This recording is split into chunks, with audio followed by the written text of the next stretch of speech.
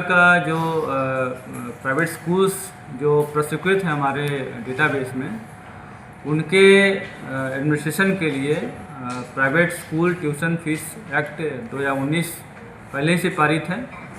उसमें स्पष्ट मेंशनिंग है कि किसी भी तरह का शुल्क वगैरह जो लेते हैं उसमें वार्षिक वृद्धि जो है अपने स्तर से केवल 7% प्रतिवर्ष कर सकते हैं। और माननीय आयुक्त के अध्यक्षता में कमेटी बनी हुई है जो विनियामक कमेटी बोलते हैं उसको।